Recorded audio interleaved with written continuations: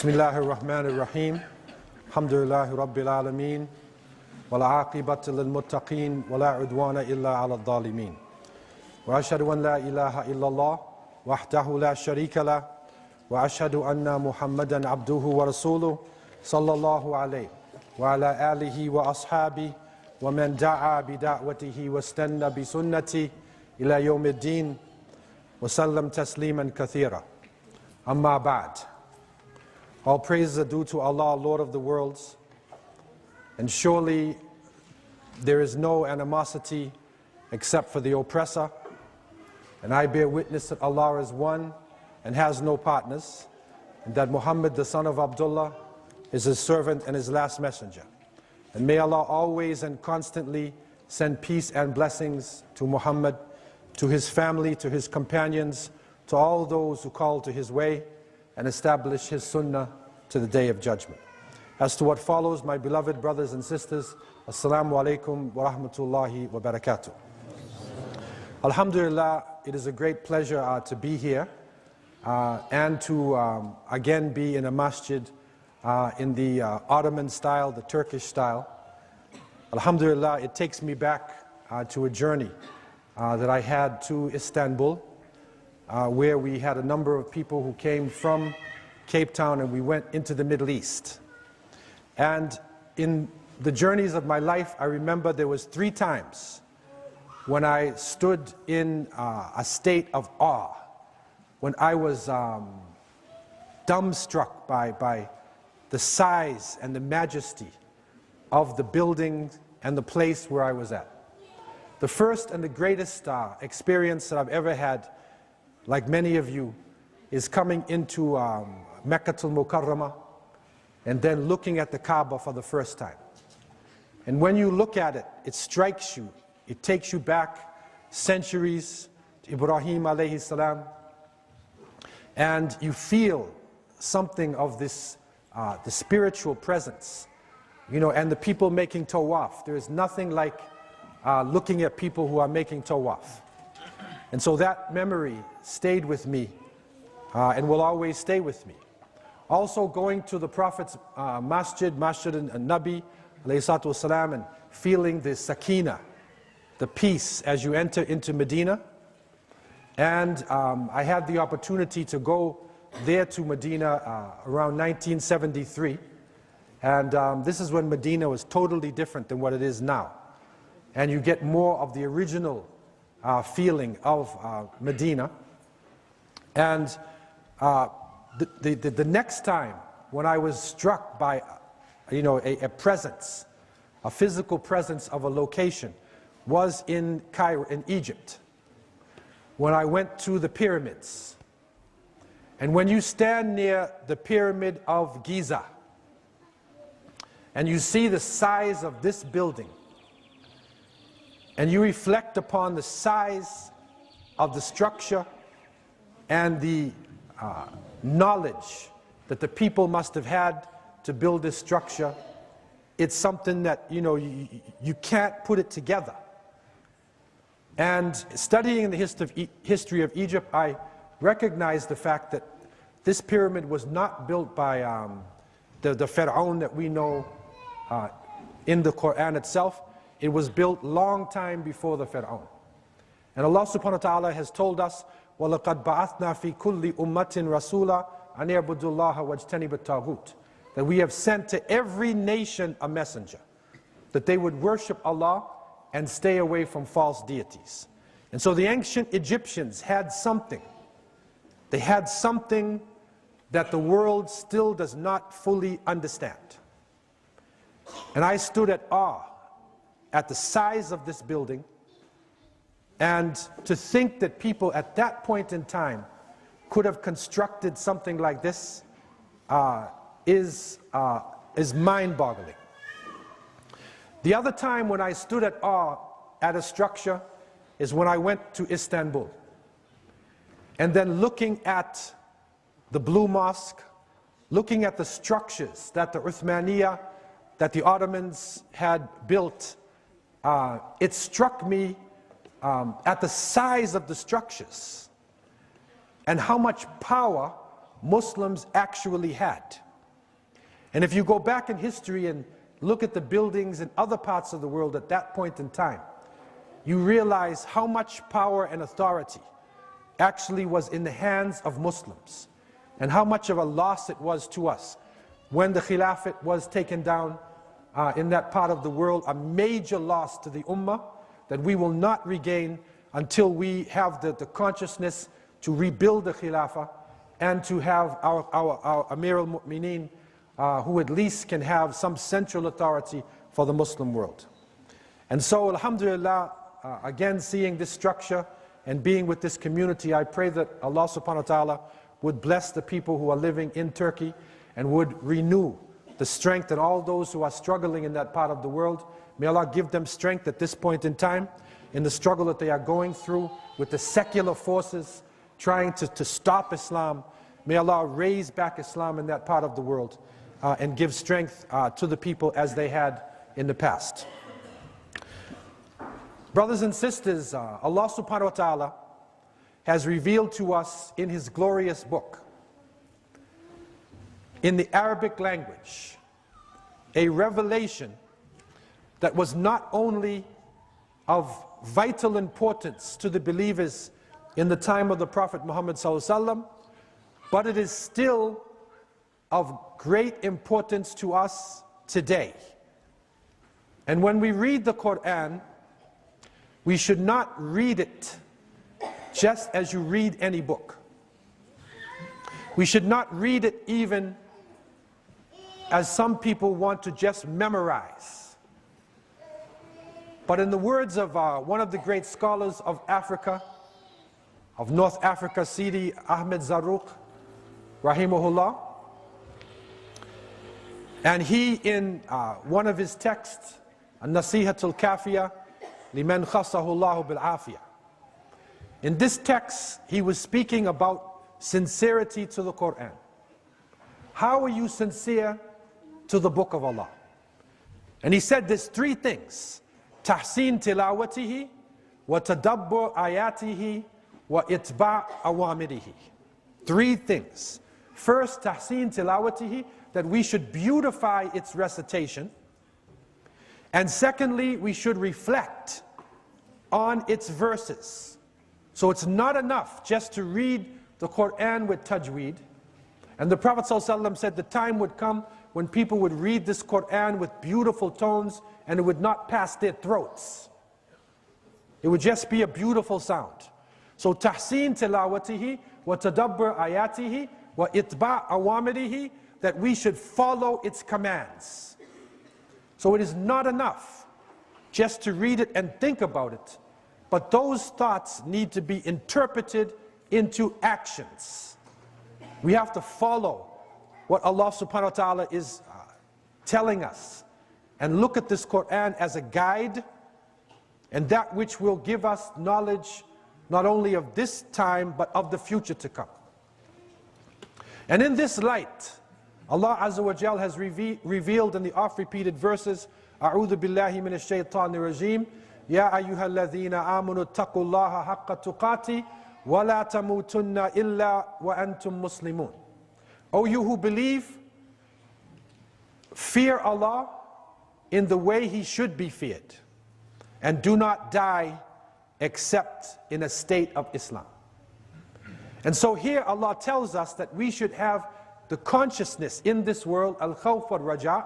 We should fear Allah, hope in the mercy of Allah, surround ourselves with a wiqaya, a shield of taqwa, and we should try our best to leave this world in a state of Islam. And so the word is used, la tamutunna, and this is a confirmation, illa wa antum muslimun. Do not die except in a state of Islam. Istislam, that you have submitted to Allah. And so we're leaving the world and we should be in a state of Islam, salama. The Quran, speaking again about the hereafter, takes us now from the stage of death to the hereafter.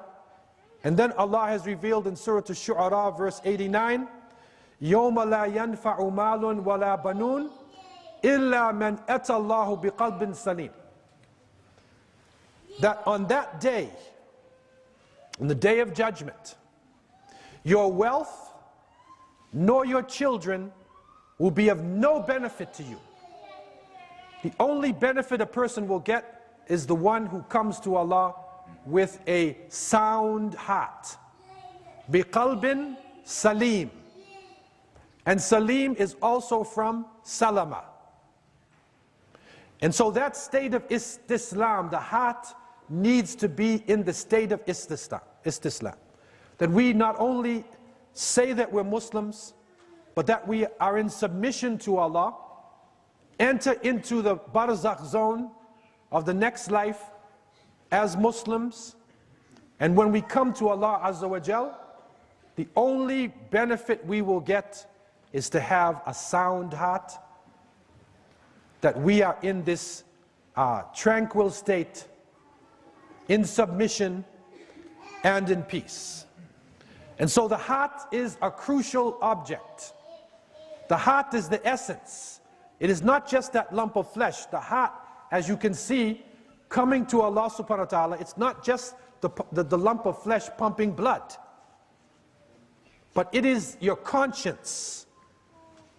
It is that which connects to your soul, which is telling you to do what is right, which can be affected either way. It's something inside of us which energizes us and helps us to make decisions and gives us emotions in many of our affairs. And this heart, one of the key elements in the heart is haya. It is modesty. It is decency. The Prophet ﷺ said, even spoke about that haya, innal haya min al iman, wal iman fil jannah. That verily decency and modesty is part of faith, and iman will lead you to paradise. So haya is a crucial concept. It's a crucial ability, or a crucial quality that we should have within ourselves. And haya is not just modesty or shyness. It is something to do with limits, that we know the limits of each other. And the real shame and modesty is not just from human beings, it's from Allah subhanahu wa ta'ala. And so we are modest because of our relationship with Allah subhanahu wa ta'ala, not because we fear people. The Prophet ﷺ said, there were 3 people in Quraysh, 3 people. They were the best of people. When they spoke to you, they would tell you the truth. And when you spoke to them, they would not accuse you of lying. They would not suspect you. They believe what you say. In other words, they're innocent. You're innocent until proven guilty. They accept what you say. There's 3 people. Abu Bakr as-Siddiq, Uthman ibn Affan, and Abu Ubaidah ibn al-Jarrah, radiallahu anhu. 3 people. And of these 3, Abu Ubaidah stands on the highest stage. And he is described as he was kathir al-haya. He was modest and shamed to the point where he wouldn't even look you in the face. But this modesty that he had is not weakness. He was just a shy person with believers. He is an innocent person with you. But it is reported that when the enemies of Allah subhanahu wa ta'ala came, Abu Ubaidah, they describe him as the sharp part of the sword. He turned into a lion, Asad. He was humble and modest with believers. But when the enemies of Allah came, when danger came, he became a lion. He was the first in the line. No fear in his heart. And so this is the description of a believer. This is the modesty we're talking about. This is the haya. It is a modesty with Allah subhanahu wa ta'ala. It is a modesty that is so important to us, especially today, in the time period when the enemies of Allah subhanahu wa ta'ala have now developed the ability to enter into our homes with the television and with cell phones, internet, and they can teach our children. You might be at work, you're outside, and this machine is teaching your children how to lie, or teaching your children filthy habits, how to swear, racism, to make them ashamed of being Muslim. And one of the most dangerous parts is it is taking away sensitivities. Taking away sensitivities. That if you are watching a program, if the child is watching a program, and then that person sees on the program, he sees a man or a group of men raping a woman. This is a horrific act that most human beings will never see. If you live your life naturally in the world, you will never see anything like this. There are some times when he rapes the woman and he kills her. And the child is watching that. How many people will see this in their life? How many times will you see murder going on? Mass murder, people being tortured. And those who come from the front lines, those who are involved in warfare, go through a state of shock, a trauma that they go through. Because human beings are not used to seeing this. We're not used to seeing things like this. We're not made to see this. And it is said that when the American forces were landing on the shores, they always talk about World War II, and they're coming on the shores in Iwo Jima, and these countries, they're raising the flag and they're coming on the shores. The psychologists revealed that when they hit the shores, about 60% of the soldiers froze. They couldn't move. 60% of them. They were in total fear because they knew that they would probably die. And the only time they started moving is when somebody shot them, or someone else got shot, and they had to run now, and they have to react because somebody's trying to kill them, and a human being has a natural ability to survive. So in order to survive, you will run and you will struggle because you have to survive. But it is not within a human being to kill or to just throw yourself to suicide. That is not in a normal human being state of mind. Similarly, it is not within a human being state of mind to be involved in adultery and fornication, and especially to see things like rape and murder. What it does, it takes away your haya. And the Prophet ﷺ said, إِذَا لَمْ تَسْتَحِي فَاصْنَعْ مَا شِئْتَ. If you don't have haya, then do what you want to do. If you don't have hudud, you don't have limits, you are capable of doing anything. You can do anything. And so this haya is a crucial thing. And the punishments, the things that are happening on this earth today, they talk about the environmental struggle. They talk about, and they say it's overpopulation. But Allah subhanahu wa ta'ala revealed to us over 1400 years ago, we already knew what was going to happen to the environment when in Surah Al-Rum verse 41, Allah reveals, أعوذ بالله من الشيطان الرجيم ظهر الفساد في البر والبحر بما كسبت أيدي الناس ليذيقهم بعض الذي عملوا لعلهم يرجعون. Corruption has appeared on the land and the sea because of what people's hands have done. And we will make them taste something of what they have earned in order that they would return to the path. And so fasad, it is here. It's environmental corruption, pollution, deforestation. In some countries, in Canada, we even have what is called acid rain. And that is where the rain, because it's so polluted, the clouds, when the rain comes down, it's filled with poison. And so it actually poisons you instead of giving you benefit.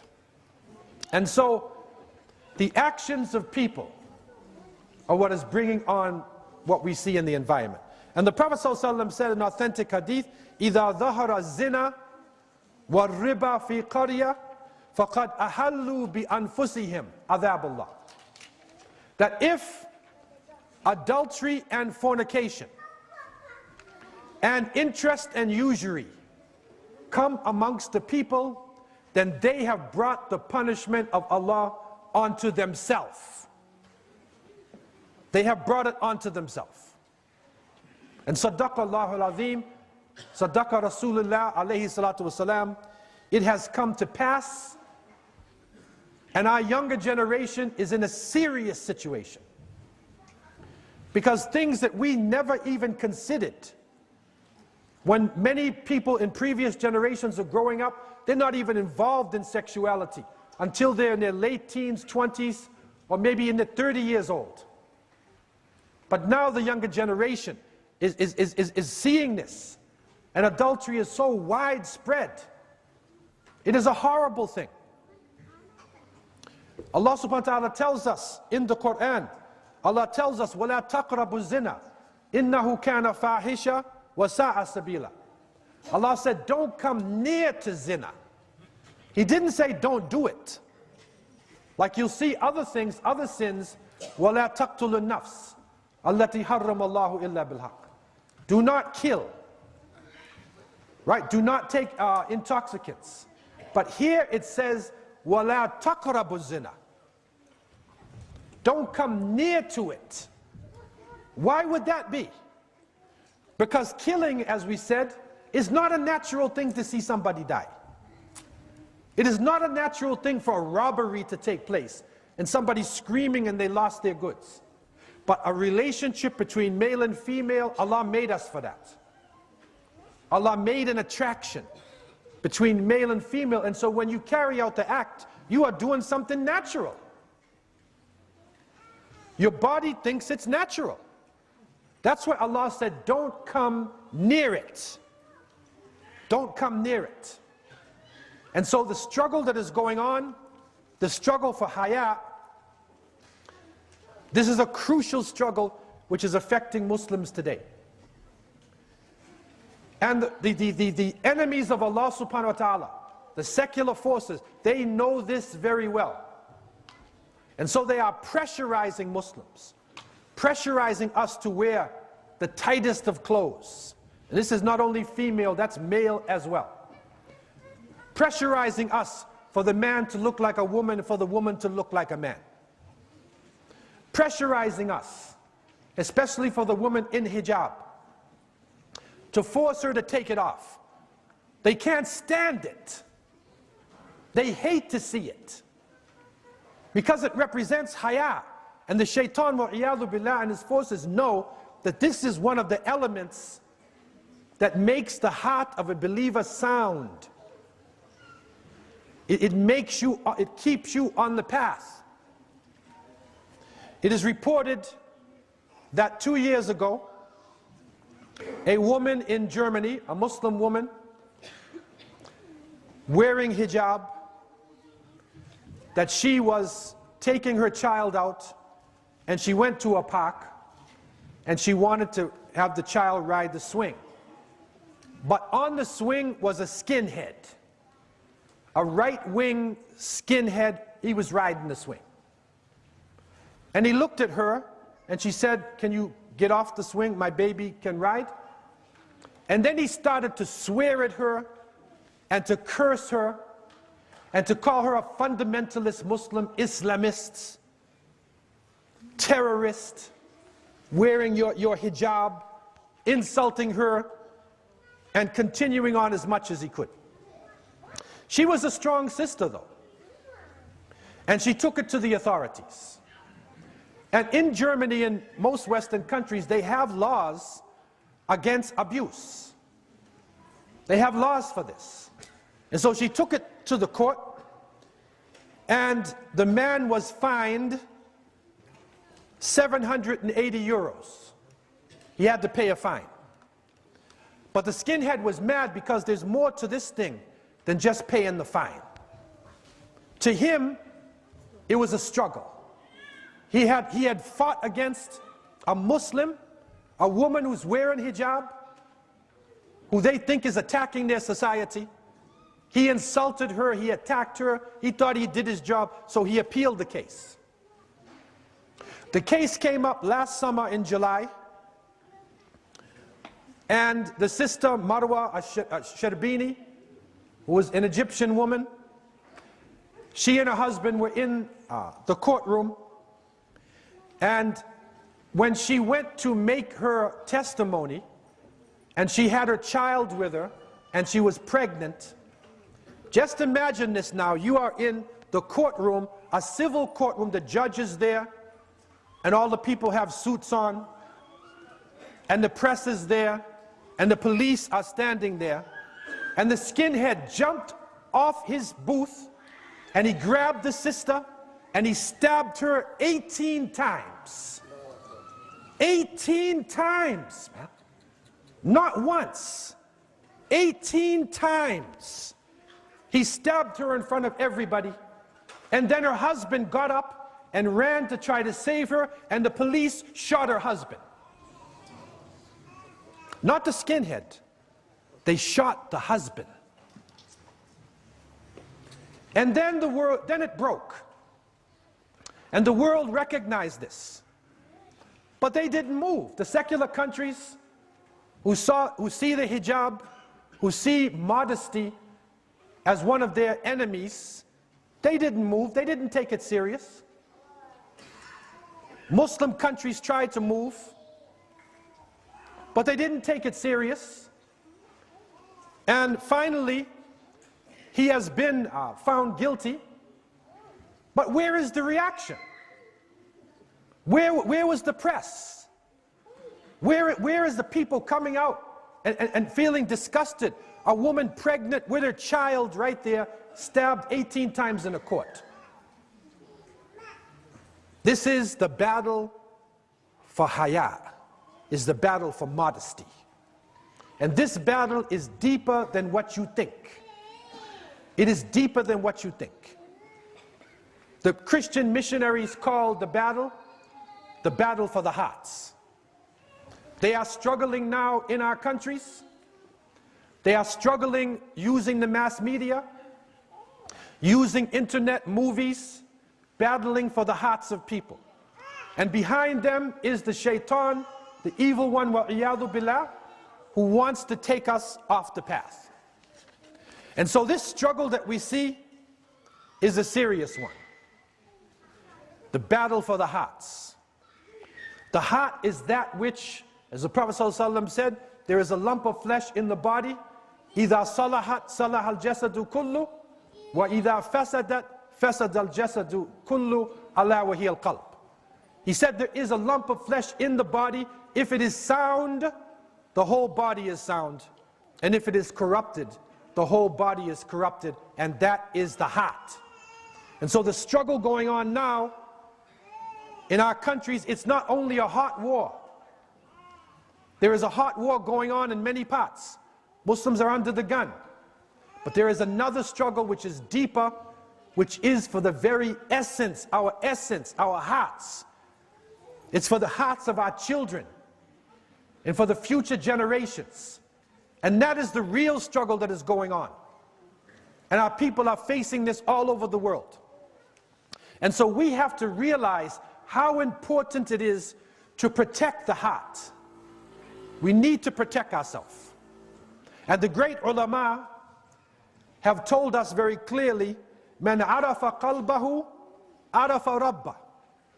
Whoever knows his heart, knows his Lord. So we need to know ourselves. We need to know what's inside of us. And then we really have our relationship with Allah subhanahu wa ta'ala. The scholars have also shown us that the heart is like a fortress around it. And there are certain gates that lead inside of it. And there are soldiers protecting these gates.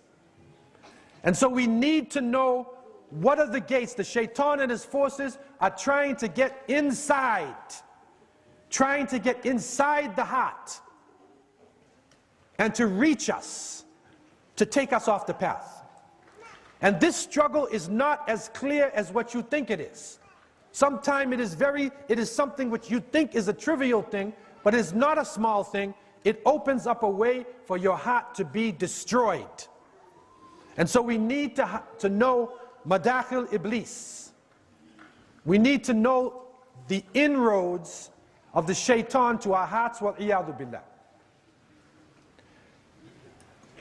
And the great scholars have shown us, Ibn Qudama al-Maqdisi, rahimahullah, and other scholars, have shown us that from these madakhil, entrances into the heart, one of the gates that the shaitan used to get to us is hasad.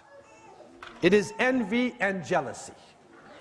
And hasad is that quality when you see your brother or your sister who makes some progress and you become jealous of that person. They have a new baby, he has a new car, and you see him inside of this and you're jealous of it. If you want one like his or like her, that's okay. But hasad is when you want the baby and you don't like their baby. And some people will say evil things. They will say evil things about the brother. They see Zayd comes riding up in his new Lamborghini. Now how do you feel about your brother Zayd? You used to like him, right? But now you see Zayd in a Lamborghini. So now what do you say about him? Some will say, well, you know, astaghfirullah. Look at him. He probably got this on the lottery. It's an ugly car anyway. Look at the color of it. So they will just say wicked things, right? That's the shaitan. That's hasad. And this thing is a dangerous thing. And the worst thing about it is that the hasid is more affected than the mahsud. The one who has the hasad, he is more in trouble than the other one. The Prophet ﷺ said, Iyakum wal hasad, fa innal hasada yakul hasanati, kama takulu nal al hatab. Beware of jealousy. It will eat up your good deeds like a fire eats up firewood. You go to Hajj, you fast in Ramadan, and you're jealous of another person, it burns up all your deeds. Someone makes a little progress, they have a nice masjid, and so what do you say? I'm not going to go to that masjid. That's a Turkish masjid. I'm not going to go there. That's the shaitan talking to you. This is the house of Allah. Regardless of who set it up. And so jealousy is one of the ways that the evil one can come to our hearts and destroy us in this world. Another point which was brought up in this study is anger. It is anger. And this is considered to be ghul al-aql. It is the monster of intelligence. Because when you become angry, your intelligence is gone out your ear. You're no longer, you don't think with your mind anymore. Emotion starts coming over the person. They foam at the mouth. They tear, they rip. They go out of control.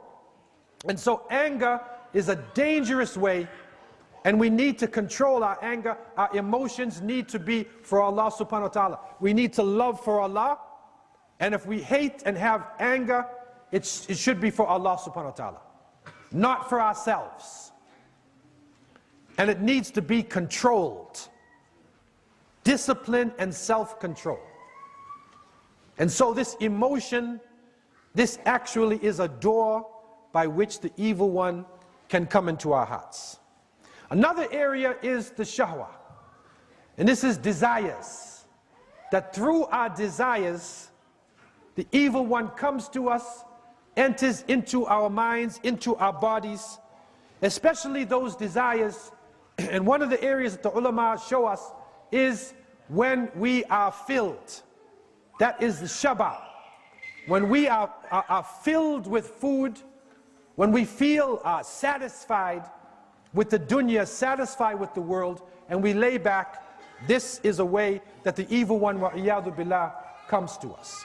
And when we look at Islamic societies, and we were studying Andalusia the other day, And you will see the early generations who entered into Spain and Portugal, into Andalusia, Tariq ibn Ziyad, rahimahullah, Musa bin Nusayr. And when they entered in and they were striving and struggling and calling to the good, forbidding evil, Allah gave them power. But the next generation got a little bit weaker. And by the third and fourth generation, when they were satisfied and their wealth had poured in, they started getting corrupt. And so when that happened, then they lost their authority, and Allah subhanahu wa ta'ala put upon them forces that had no mercy upon them. And it was not until the Murabitun came out of North Africa and revived Islam in Al-Andalus that it came back to its heights. And so being satisfied, filling ourselves up, this is a dangerous quality and a door by which the evil one, wa'iyadu billah, can come into us. Another interesting point that the scholars make is that one of the entrances of the evil one into the hearts is the love of fancy clothes. To have fancy clothes, a fancy house, right? When you love these things and you build these things inside of this world, and you love it so much, then you start to forget Allah subhanahu wa ta'ala. And that does not mean that we have to walk around with rags on.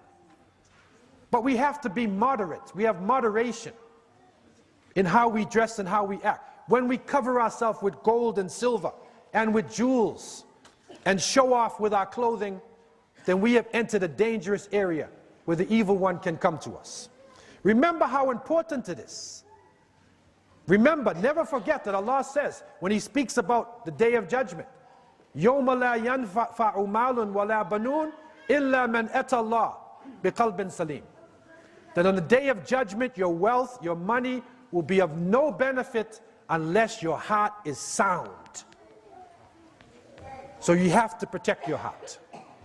Another one of the entrances into the heart is when you desire people, when you glorify people, and you make them like idols in front of your eyes, and then you desire to be like them. And you glorify and glorify and glorify individuals. And this is one of the ways that the shaitan, wal-iyadu billah, comes into our hearts. And it's so strange when you come into different countries, and our countries have fallen into this too. When you come into the countries and you see in every door or every shop a picture of the president. Everybody has a picture. And they glorify the individual. In some countries, the people hardly ever see the head of state. He is so protected and supposed to be so high. In ancient times, the head of state, you could not even see him doing anything but sitting there. You can't see him like a human being who gets weak and has a stomach ache and has problems. Because they want you to glorify that person in the place of Allah subhanahu wa ta'ala. When you look at the leaders, when they came into Medina and they looked for Amir al-Mu'mineen, Umar ibn al-Khattab radiallahu anh, who was the most powerful man in the world at that time, and they said, "Where is Umar?" And they said, "Look over there under that tree, and he's sleeping there with his turban on a rock. He's sleeping. No bodyguards." Okay, and they go over and they call, "That's Umar, that's Amir al-Mu'mineen." Because he was not afraid of anybody. He was not afraid of his people. Today, if our leader comes, 3 days the soldiers are standing on the street. And they kick you out the way because the leader, he's just going to pass by in the car. And sometimes he's not even in the car. Totally different. Because that glorification leads to the position of the Fir'aun, of the Taghut, of those who are worshipped in the place of Allah subhanahu wa ta'ala. Another important issue that comes up in this struggle for the heart is al-ajala. It is haste. And the Prophet, peace be upon him, said, "Al-ajala min ash-shaytan." That haste is from the devil. That's clear. We do things in a rush. and we find ajala in our relationship, one of the most dangerous things that can happen is when a man, especially, he's angry at his wife and he said, talaq, talaq, talaq, talaq. And talaq comes out of his mouth like water. And after he says this, then he regrets it. He's sorry then. And he shops around for a fatwa. He wants a mufti who will tell him he can go back into his marriage. But he divorced his wife over and over and over and over again. Because he's hasty. He does things too hasty. And when we're getting into the marriages, we need to take time and to look at kafa'a, look at the wealth of the person, at their genealogy, their beauty, and especially their deen. And you judge these aspects. And the Prophet ﷺ said, if you choose the deen, you will be successful. Put that over all things. Take your time and make a right choice. And so decisions, making decisions, that's where shura comes in. وَأَمْرُهُمْ شُورَى بَيْنَهُمْ. That we should have mutual consultation in everything that we do. Not only in our personal life, but in our family life, in our masjids, our community. We need to sit together and to make decisions together. The leadership needs to listen to the people in the jama'ah. So haste is a dangerous thing, but the scholars say that you are allowed haste in certain areas, only in certain areas. One of those ways which you are allowed to do things fast is when salat comes in. You can make your salat, do it as soon as you possibly can. Also, if you have a zad wa rahila, if you have enough money on you and the ability to go to Mecca, then you should make Hajj.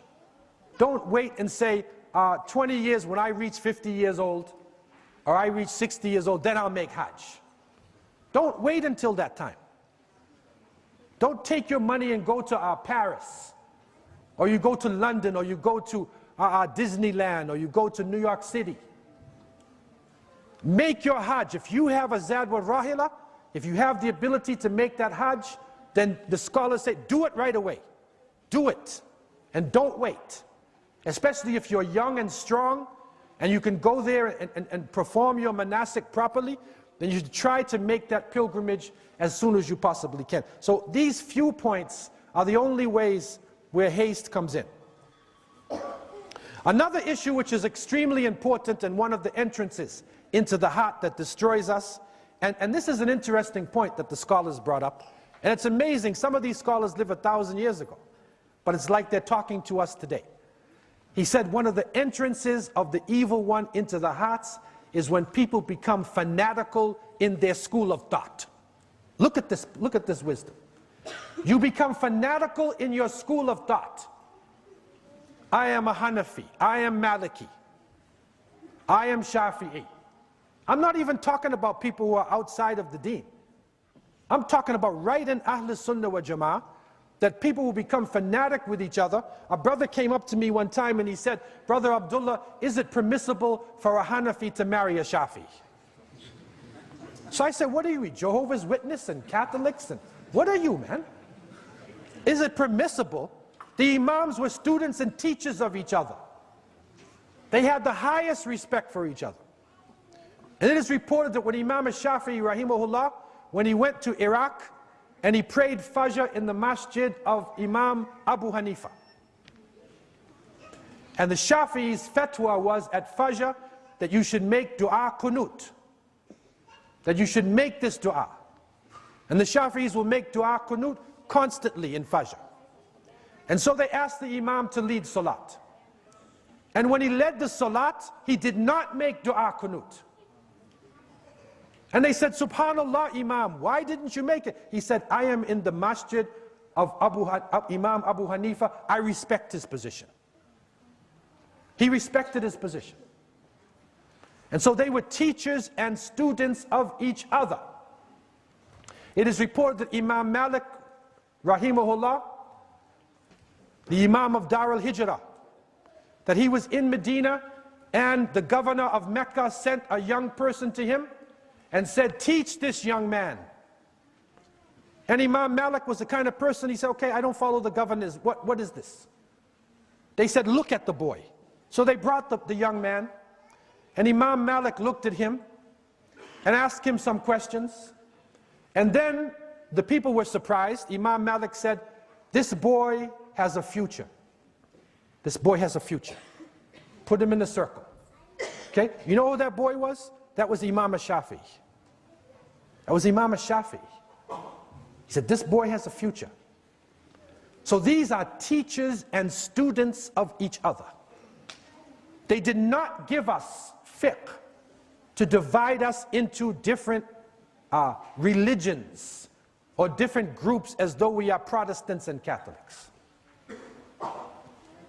And so the great scholars, Ibn Qudama and other great scholars, they said one of the ways the shaitan can come to us is fanaticism in the school of thought. I will take it a step further, even in Islamic movement. Because some people will not deal with another Muslim because he is not in his movement. He's not part of his Jamaat, so I don't want to deal with him. But where did you get this from? As we discussed the other night, when you look at the companions of the Prophet ﷺ, you will see people doing different things. You will see some people who are involved in reading the Quran. You will see other people who are involved in giving da'wah. Musab ibn Umair, Mu'adh ibn Jabal. You will see them, they're du'at. You will see other people who are involved in jihad and struggle. You will see people doing all types of things, but at the end of the day, they are shoulder to shoulder. They do not have a special jamaat for da'wah, and a special jamaat for aqidah, and a special jamaat for jihad, and a special jamaat for Islamic education. No, these are all aspects of a community. Yes, we need a khalifa. Some people cry, well, brother, we can't have nothing until we have a khalifa. Who in his right mind would not think that we need a khalifa? But how do we get a khalifa? Do we deserve a khalifa right now? If a khalifa came today, if a person said, I am the khalifa, I feel sorry for him, man. They will say, you speak Arabic? Or someone says, do you speak Urdu? Let us say, are you Turkish? Do you speak Swahili? We would kill him before anybody else. So until we deserve a leader. The leader does not come out of space like an alien coming down and flying down on earth and suddenly he's your leader. The leader comes out of you. The leader comes out of the teachers and madrasa that we have.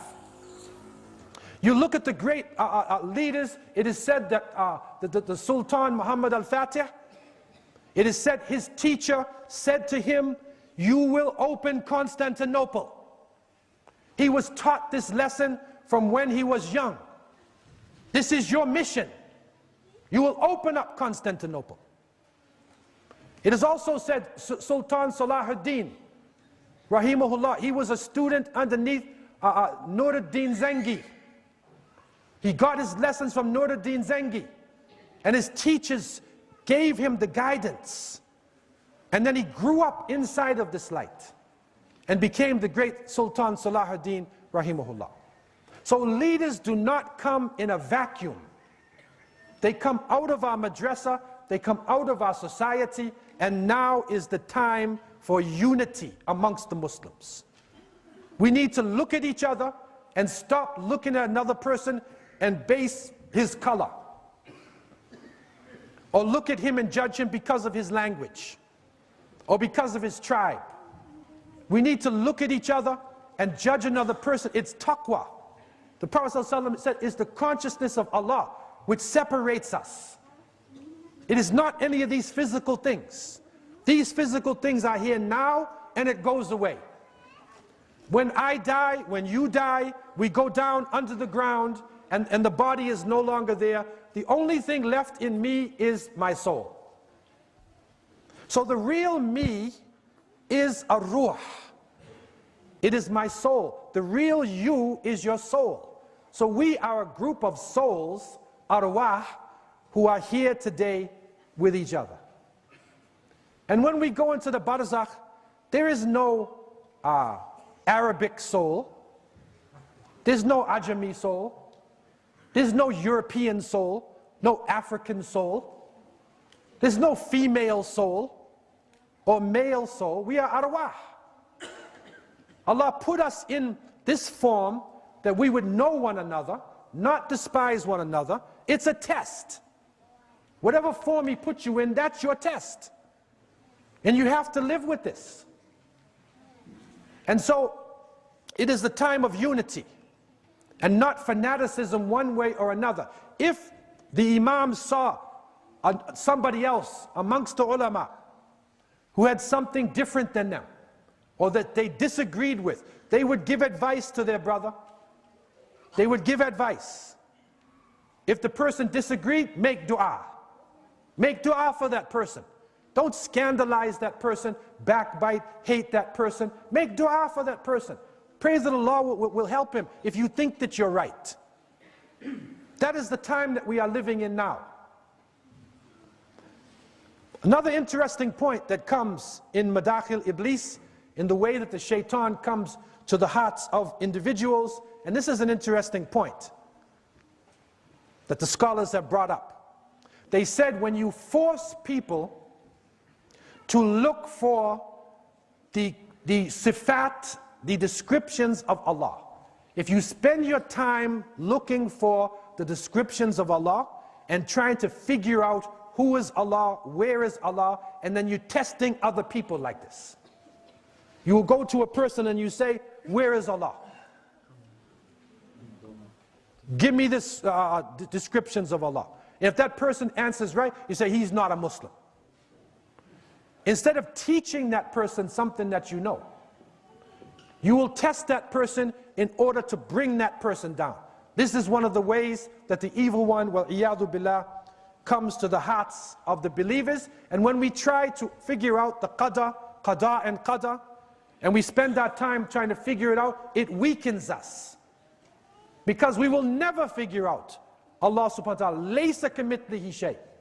There is nothing similar to Allah. So why do we waste our time arguing over philosophy when there's children outside taking drugs?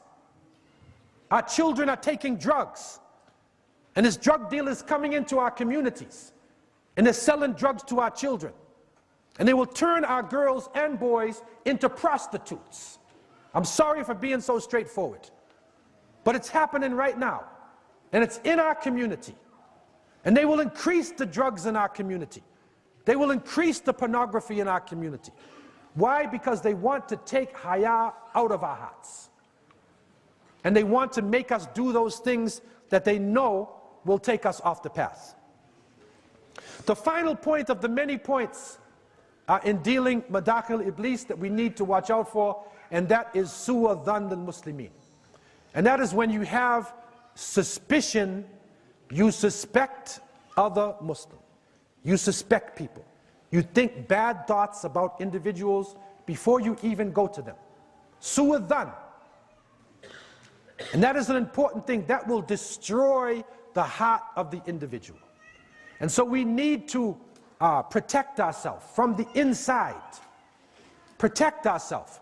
Because Allah clearly told us, Inna Allah la yughayyiru ma biqawmin hatta yughayyiru ma bi anfusihim.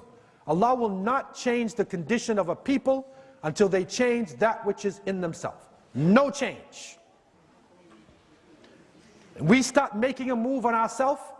Forgive each other. Forgive the brother. Forgive the sister. Unify with other masajid. Pray with other people who are making a salat in another imam. Enjoy the benefits of all of the scholars of Islam. Learn to love each other and to love the broadness of the sunnah. The Prophet ﷺ had this type of wisdom. This is what we need today. We will get an argument over a point. In the other day when we were in the University of Melbourne, and the brothers were upstairs and then they made salat. Some of them followed the Jamaat and some of them made their own prayers. And they started fighting each other. They said, I'm right. One said, no, I mean, you can't follow them. You can't see them. The other one said, well, no, you can't see them in Mecca either. You're on the 3rd floor, you know, whatever. What's your problem, man? So one made it, and the other made it, and they both, you know what it reminded me of? It reminded me of the time of Banu Qurayza. That the Prophet ﷺ, after the Battle of the Trench, the angels came to him and said, you know, the angels have not taken off their armor yet. Go to Banu Qurayza. This is the place of the Yahud, who had made treachery against the Muslims and opened up that part of Medina. And so the Prophet ﷺ said, do not pray except in Banu Qurayza. La yusalliyanna ahadukum al-asa illa fi Bani Qurayza. O kama qala alayhi salatu.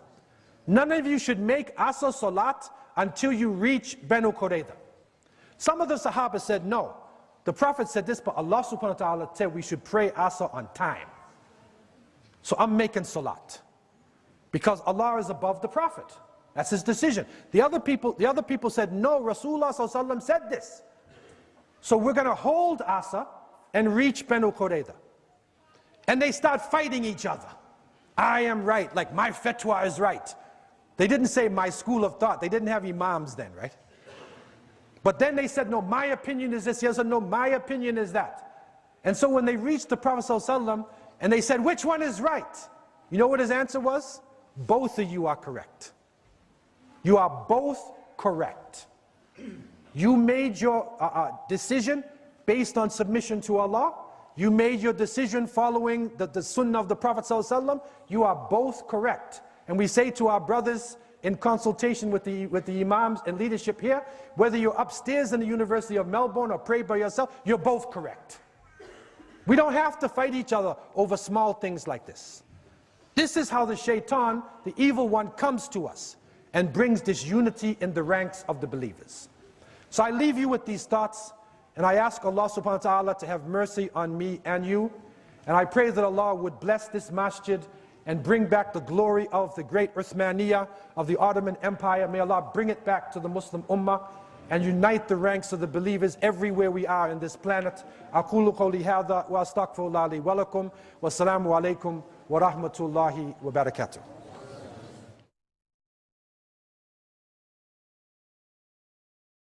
Okay, so we open up the floor for questions. Fadl, brother? Yes. Where is the proof that the Jannah language for whoever is going to be in Jannah is going to be Arabic? Okay, there is a study which is being done right now, and I reviewed the tape and I gave a copy to the brothers of ISNA. Inshallah, they'll make it available to you. This was a program on a television series called Fatawa al-Rahmah. Sheikh Muhammad Hassan, a very well-known sheikh from Egypt, and he introduced a scholar whose name is, his name was Saeed Ibrahim Ash-Sherbini. And he's an Egyptian also, and he took up a subject which is the universal science of linguistics. And this study began in the year 2003. It is a new science which has developed in linguistics, and in the University of London, he took his master's in this subject, and now he's bringing his dissertation. When he started the subject, what this subject does, it studies all the languages that people speak. And based upon the sounds in the language, and based upon the history of language, they can determine whether a language will stay or whether it will be stagnated and die. And they have found out that languages live like people. A person starts as a child and then goes into adulthood and then old age and then weakness and die. Similarly, languages go through the same thing. And they have estimated there have been about 1,000 known languages in the world. Of these 1,000 known languages, 400 languages are dead. There's about 601 languages remaining. And because of globalization now, and industrialization and conquering, there's about 50 languages per year are dying. Because everybody wants to speak English, or they want to speak the language of the conqueror. And so languages are dying now in a rapid rate. And so they're doing this universal study. When our brother Saeed Ibrahim Ash-Sherbini, when he entered into the course, Arabic language was not even considered. So he put Arabic language in there and he used science. This is not religion. These people are not religious. They are going by linguistics, the history of language, the sounds in the language. They can tell whether a language is dying. They are now saying the most recent language which is dead is Nubian language. You know Bilad al-Nuba? In Aswan, right? In Aswan. When you go south, they're saying the Nubian language is now considered to be dead. And this is how languages go down. And so Arabic was not even considered. He did a paper, a master's paper, and when he put Arabic language to all the scientific thing, now Arabic is number 2. The most powerful language now that they say will last more than anything is Mandarin Chinese. Because Chinese, by the very numbers of China itself, and also the history of China, they say that has longevity. It will last. But now, Saeed is saying he has a paper right now. He has shown it to the people. They have agreed upon it. And when it comes out, Arabic will be language number 1. What is he proving in this? He is proving that Arabic is the original language spoken by Adam alayhi salam. It is Logatul And in London itself, they have changed the Arabic Qism al-Lughat al-Arabiya. Now it is Qism al-Lughat al It is the department of the mother language, the original language. And they are so serious about this. They are watching languages die. They even are taking some great English books and they're translating them into Arabic. Because if all the other languages die, they're saying right now, because of the makeup of Arabic languages, they're saying it will outlast all the other languages. These are not religious people. And the thing that shocked the scientists is that when they look at languages, each word has got syllables. And so if you say industrial, you have in-dus-tri-al. So there's different syllables going inside of it. And so they put the word Allah. They put Allah into the machine. It's a machine that judges sound. And you would say, it sounds like it has, when you put it in, it's only one sound. It's only one sound. And you look at it, it seems like it has syllables, but it comes out one sound. They said they have never found any word in any language which has syllables and only comes out one sound. It's the only word in the human race, which again show Tawheed of Allah subhanahu wa ta'ala. Also, Shirbini is proving now that this will be the language of Jannah. It'll be the language of the day of judgment. And this is something which is so important to us. And that's why we should encourage our children to learn Arabic. I'm just coming from the Gulf region now, and if you speak English, the best job you can get in the Gulf and Muslim country is teaching English. Because everybody wants to learn English. But who wants to learn Arabic?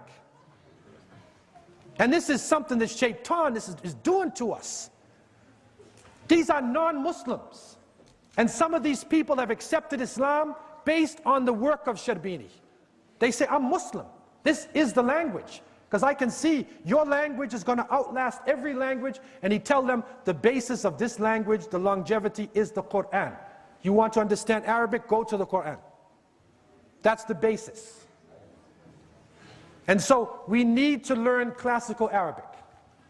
And those of you who speak Arabic, also teach the children Fusha. Teach them Fusha. When you say, what is your name? Masmuka. You say, Ismuk, Shinnu Ismuk, Ishishmuk. Teach them how to speak Arabic, man. Ma'arif Haga. Teach them how to speak Arabic. Yes, we need Ammiya, because we talk to each other and it's sweet, right? But the real language which will outlast is Fusha. This is the language of Adam alayhi salam. This is the language, inshallah, the language of Jannah, the final language. And so this tape, inshallah, which is presented through Sheikh Muhammad Hassan, I have left the file of this. It's in Arabic language. Inshallah, brothers can translate it. I'll leave the file with Abu Hamza and the people of ISNA. They will have the file. And inshallah, you can get this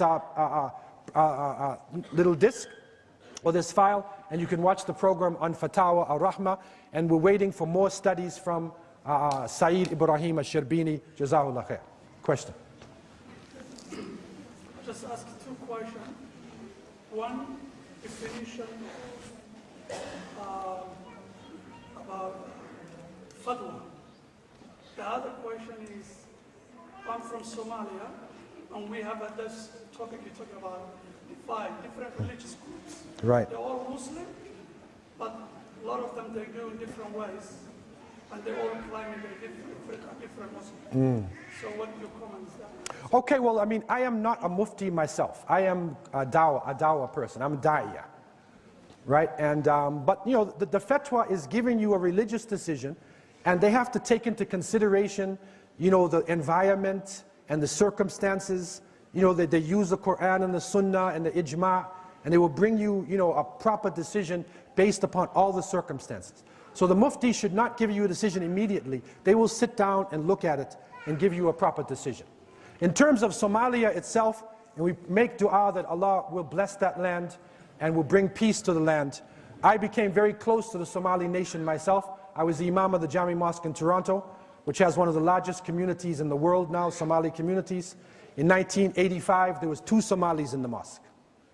And then after 2 years, 60% of the Musallis were from Somalia, Eritrea, and Hara, and places like this. Okay? And they said, brother Abdullah, you know, we're Somalis. Everybody had similar names, Abdi, Rahman, they were Shafi, you know, whatever, similar.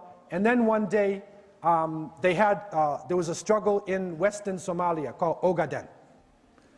And so we made dua for the people who were struggling in the Ogaden. And then somebody came to me and said, brother Abdullah, you're innocent. Your muazzin is Darod. In the mosque down the street is Hawiya.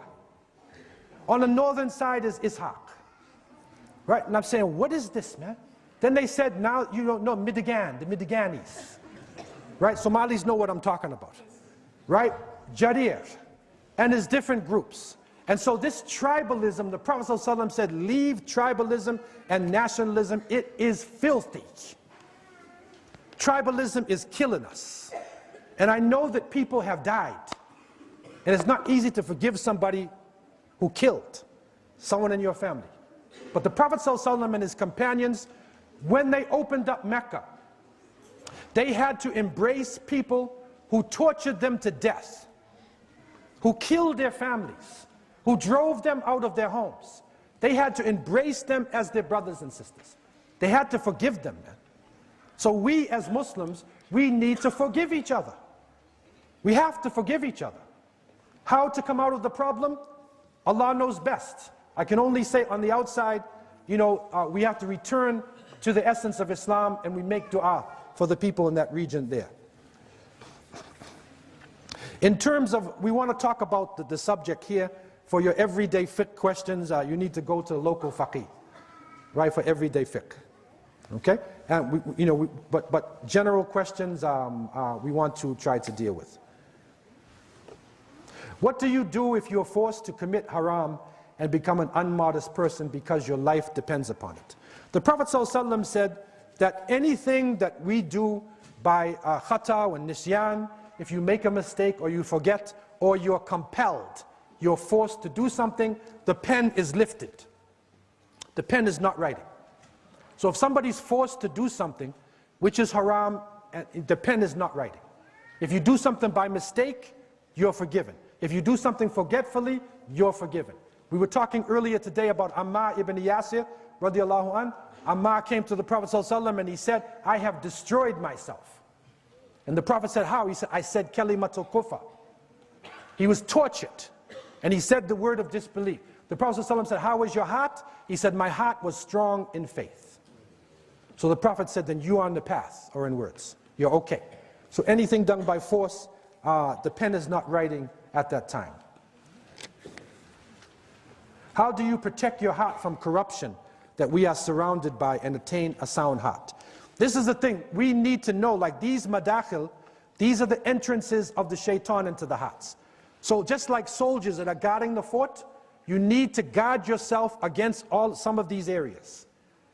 And some of it is just, sometimes it's just eating too much, eating spicy food and all these things, getting satisfied, being jealous of other people, right? Being suspect of other people, right? Glorifying individuals.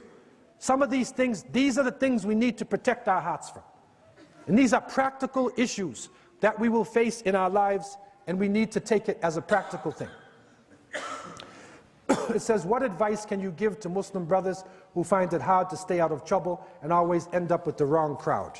The Prophet ﷺ said very clearly, Ar-rajulu ala dini khalili. فَلْيَنْظُرْ أَحَدُكُمْ مَنْ يُخَالِلُ. The Prophet ﷺ said, a person will be on the religion of his friend. So take care who you make your friends. So if you find somebody who makes salat and fasts, is a good person, make that person your friend. If you know the person doesn't make salat, he's swearing, he's fighting, right, he's carrying on, then just stay away, man. Because that person will lead you into the wrong crowd and lead you into a dangerous situation. So we need to watch our friends. How much time we have left before salat? 5. Yes, brother. I want to ask you a question regarding the history of the Americas. Yeah. Before Christopher Columbus in the Americas, how was Islam before that? And Yeah. the status of the state of the Native Americans, how are they going towards Islam? Okay, we have, the question is, what is the condition of Muslims in America, especially before Columbus? I will be leaving with ISNA as well in their library. They will be producing a book called Deeper Roots. And this shows the history of Muslims in America before Columbus to the present. And so we have documented evidence that Muslims reached America. When you read the writing of Al-Mas'udi, the famous scholar in Muruj al-Dahab, Al-Idrisi, Al-Umari, Ibn Qutiyya, and these famous Islamic geographers and historians, they talked about people went across the ocean. They went across the ocean. Also, a great king from Mali, an Islamic empire, his name was Mansa Musa. He made pilgrimage to Mecca in 1324, and he had 72,000 people on Hajj in 1324. It's the king of Mali. And when he reached Egypt, at the time of the Mamluks, the Mamluk fell in love with him. And he was given questions, and they said, how did you get this power? He said, my elder brother, Abu Bakr, he was before me, I inherited this power. My brother went into the Atlantic Ocean with 2,000 ships, and he never returned. And now we have proof. If you take the currents that go from Senegal, Senegambia, it takes you right across. You don't need sails. It takes you right into Brazil, or you take another one, it goes into Barbados in the West Indies. So we have documented evidence showing the presence of the Mandinka people from West Africa crossing the Amazon into Panama, into Mexico, and into the United States, all the way up to Canada. And they mixed with the native people of America. There's proof amongst the natives. There's pictures of natives in the Seminoles in Florida with turbans on, with Arabic names. The Cherokee Nation, Cherokees, they used to pray toward the east, and according to the elders, they used to say, Ya Allah, and face east. There's documentation of the presence of Muslims in America long before Columbus. Christopher Columbus, actually, he was lost, man. He thought he was in India, and he bumped into America on the way. And he said, you are Indians. But they're not Indians, man. It's not India. He was lost. But they said he discovered America. So Muslims were there before. And in the culture of America, there's different waves a number of waves that came in. Muslim played a strong part in the history of that country, and that is the reason why it's the fastest growing religion in America. That's the reason why, up until now. It's the roots of the people. And so we have documented evidence which inshallah will be made available to you right here in Melbourne. The question said, if a family member is doing adultery and you have advised them on many occasions, but they don't want to know halal and haram, can you stop communication with them? Definitely, if a person is doing haram, then you need to take a strong stand. And that person needs to be advised based on the situation, and a strong stance needs to be taken against that person. Because the Quran is saying, وَلَا تَقْرَبُ الزِّنَا إِنَّهُ كَانَ فَاحِشَةً وَسَاءَ سَبِيلًا. Do not come close to zina. It is an abomination, an evil thing. It will destroy everything in its path. It will destroy the boy, the girl, the family's reputation, the children that are coming. It destroys everything. Now it spreads HIV, AIDS, venereal disease, all types of things happening with this. So we have to take a strong stance. There are many things happening within our families. And so we encourage the masajid and the Islamic centers. We need to have counseling, specialized counseling for Muslims. And that counselor needs to be a trained person. If you have social workers, get the social workers into the masjid. That's what we did. We had the social worker work with the imams. If the person tells you their secret, don't go around the corner and tell the brothers. You have to swear to confidentiality. You cannot tell the secrets of other people. That's our problem. We talk. We would like to talk and tell things. You cannot tell the secret. That person, if a sister comes to you and she is abused, it's a serious situation. And you have to take her serious. You can't say, sabr, sister, sabr. You got to deal with the abuser. He's got to be dealt with. And if you can't do it, bring in the authorities. If you don't have the strength to do it. Because in our society, if we had an Islamic state, we would deal with the abuser. We would not allow anybody to be abused. And so it is crucial for us now, we need to provide counseling for each other. That's not the adhan, right? Somebody's phone? It says, it is said that we should follow only one imam, otherwise we would be confused. Is it right? If yes, then to whom? You know, in terms of imam, the word imam is translated in different ways. Basically, the imam, there's an imam in a masjid that you will follow to lead, who leads you in salat. There is also an imam or amir who is the leader of the community. That person really, you could say, the amir. But sometimes we take words out of context. Okay, so it is important for the communities to have somebody solid who leads salat, who gives the fatwas that are needed, who gives religious education, whatever. That's important. But it's also important for the community to have a majlis al-shura and to have an amir. Have somebody who can represent the Muslims in their area. Or if you cannot get one, have a committee of people that have representatives of different groupings. And then they can represent the Muslims, especially if there are problems with the local government or various serious issues that affect all of the Muslims. Each area is different, and I'm not going to judge you. I don't know what has happened in the past, but this is the suggestion that we have tried to do in Cape Town, in South Africa, to have a Majlis al-Shura to represent different bodies of Muslims. Question? Sheikh, just regarding that question, I'm pretty sure that it's referring to the four schools of thought, and if we should follow one, there's a common way of thinking that you have to follow one madhab, and if you take teachings from all madhabs, you get confused. I'm pretty sure that's what that would be referring to. Okay, well, no, this is dealing with something little. This one seems the iman. This is based on the thing that happened today. Now, any other general questions that we have before we close down? I wanted to ask about when you said la Yeah. Does that mean also alcohol can be zina, like putting the perfume on alcohol? Like drinking alcohol. Like putting perfume on. Okay, itta itself, if you put on perfume, there's nothing wrong with that. It's the sunnah of the Prophet ﷺ. He loved itta, right? So there's nothing wrong with doing that. In the case of a woman, however, it is said that the itta of the man is something which has a smell that comes out, but the itta of the woman is something that may have left a stain, but the smell doesn't protrude. Right? You'd only smell it if you're right on the person. And the Prophet ﷺ described women who had this perfume on that's out there as like people who are committing adultery.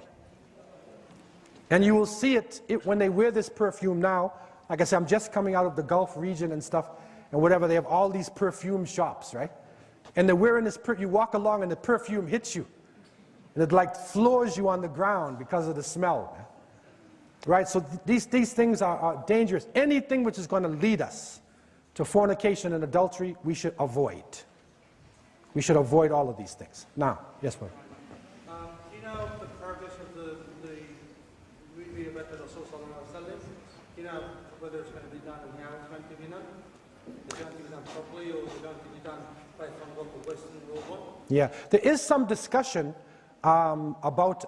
I was living in Bahrain, but there is some discussion that in Qatar that they are planning to do a movie about the Prophet sallallahu alaihi wasallam.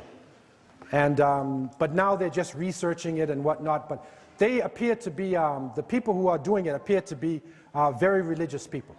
So hopefully they will research it and do it properly, you know, and not. It is something that is needed in a sense, but again, it's a dangerous area to get into because you can misrepresent individuals, you know, and whatnot. So, but it appears that they seem to be fairly well grounded and they're taking their time. And hopefully they will not make any major mistakes. Now.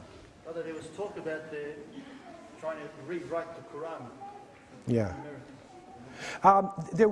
There is some book that they put out where they tried to write their own Quran. The Christians are trying to do this. And they put out some copies of this in Jordan. Some of them appeared, I think in Kuwait.